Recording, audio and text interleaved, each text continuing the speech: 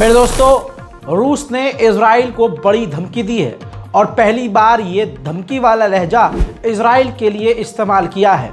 Russia ने Iran की side लेते हुए धमकाया है इजराइल को कि खबरदार, अच्छा नहीं होगा अगर आपने ईरान की न्यूक्लियर साइट को निशाना बनाया, लिहाजा ईरान की न्यूक्लियर साइट से दूर रहना। हजरात, इजराइल के सबसे बड़े अखबारों में एक अखबार हारेट्स, उसके मुताबिक उसने खुद खबर छापी है, आपकी स्क्रीन पर यह अखबार है, देख लीजिए।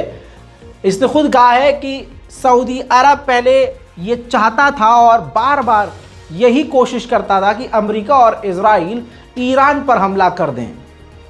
अरब के चाहने वालों से अपील है कि इस खबर खुद देखिए। इजराइल खुद कह रहा है कि ईरान पर हमला सऊदी अरब चाहता था, लेकिन अब वही सऊदी अरब मना कर रहा है, बार बार अमेरिका से रिक्वेस्ट कर रहा है कि मेहरबानी करके ईरान पर हमला न होने दें। इसकी वजह क्या है? दिल नहीं बदला है, दिमाग नहीं बदला है, सोच वही है, लेकिन डर है। क्योंकि ईरान ने पहले ही कह दिया था कि अगर हम पर हमला हुआ और हमारे न्यूक्लियर और ऑयल फैसिलिटी पर हमला किया गया तो हमारे प्रॉक्सीज जो है, हमारे जो साथी सहयोगी हैं, वो अरब देशों के ऑयल फैसिलिटी पर निशाना बनाएंगे। बस इस धमकी के बाद अब सऊदी अरब बार बार अमेरिका से कह रहा है कि ईरान पर हमला मत करना। वहीं तुर्की के विदेश मंत्री ने कहा है कि ईरान और इजराइल की जंग हो सकती है और इलाके में जंग बढ़ सकती है और अब तुर्की को भी जंग के लिए, इलाके के जंग के लिए तैयार रहना चाहिए। हजरात मोहतरम, इजिप्ट के डेलीगेशन और इजिप्ट के राष्ट्रपति सीसी से भी ईरान के विदेश मंत्री ने मुलाकात की है। अरब देशों के दौरे ईरान के लिए काफ़ी फ़ायदेमंद साबित होते नज़र आ रहे हैं।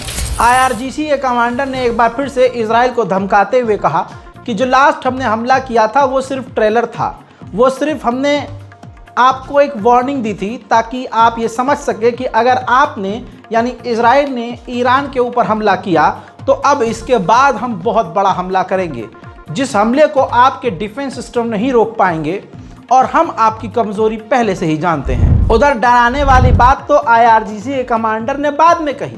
उन्होंने कहा कि बहुत जल्द हम दुनिया के सामने रिवील करेंगे, यानी दिखाएंगे अपने ख़तरनाक टॉप मोस्ट एडवांस हथियार, नई तकनीक से लैस मिसाइलें, और ये तमाम हथियार हमारे न्यूक्लियर कैपेबल होंगे। यानी अब ईरान परमाणु बम की बात सीधा कर रहा है।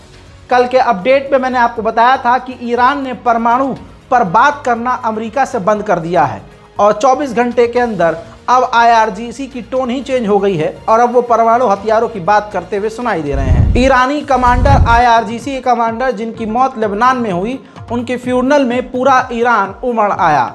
ये तस्वीरें बता रही हैं कि ईरान अपने कमांडरों से कितनी मोहब्बत करता है। ईरान की करोड़ों लोगों की आबादी इस वक्त सड़कों पर नजर आ रही है और अपने शहीदों को वो आखिरी सलाम कहने सड़क पर उतर आए हैं। अमेरिका के third air defence system Israel में तैनात होने के बाद अब इजराइल के प्रधानमंत्री नेतन्याहू ने ईरान पर कुछ जगहों पर हमला करने की हरी झंडी IDF को दे दी है।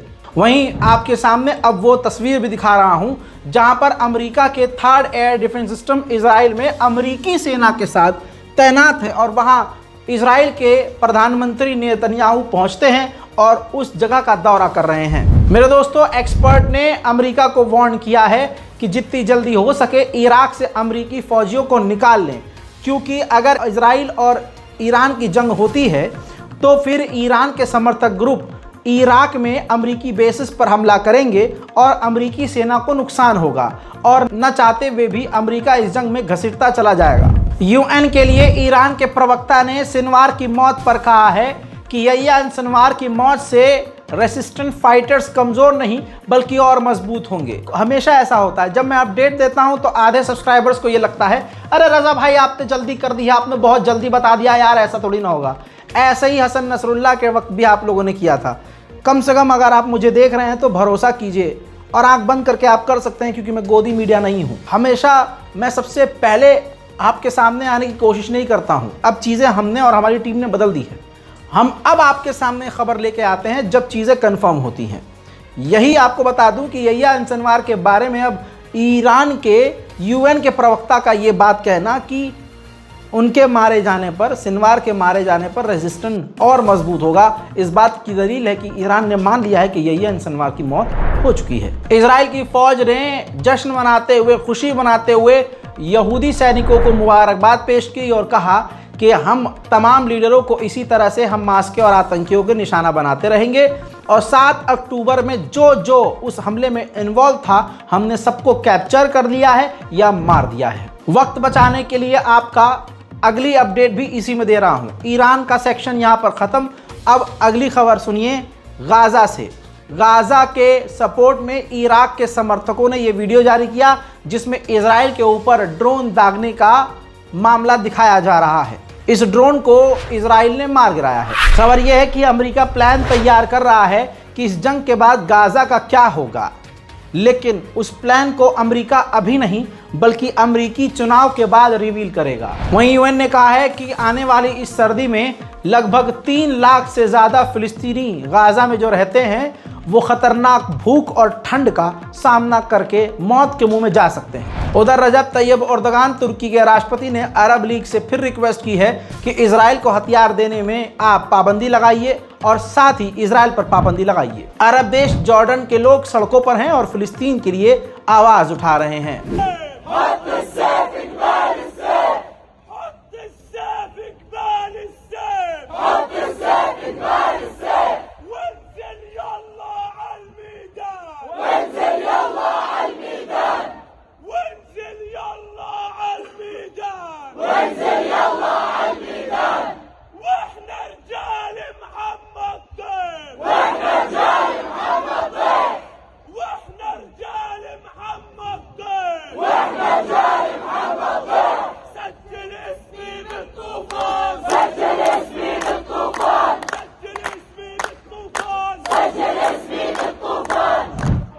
अमेरिका में फिलिस्तीन के समर्थकों ने बिलबोर्ड्स जो सड़कों पर लगे होते हैं उनको हैक कर लिया, फिलिस्तीन का झंडा लगा दिया, डेथ टू इजराइल के नारे लिख दिए और फ्री फिलिस्तीन लिख दिया। मेरे दोस्तों खबर ये भी आ रही है कि हमास की एक टीम जो है अल्जीरिया गई थी वहां की गवर्नमेंट से मुलाकात करने। कहा जा रहा है कि गाजा के बाद अब हमास अपना हेड ऑफिस अल्जीरिया में बनाएगा। गाजा के अंदर जबलिया रेफ्यूजी कैंप को इजराइल के सैनिकों ने मिलिट्री बेस बना लिया है और इसकी तस्वीरें खुद क्लिक करके सोशल मीडिया पर इजराइल के फौजियों ने डाली है। उधर मेरे दोस्तों यमन के लड़ाकू संगठन कमांडर यहिया सारी ने धमकी दी है कि इजराइल के ऊपर अभी हम और बड़े हमले करेंगे, इतने बड़े हमले कि उसने सोचा भी ना होगा। देखिए,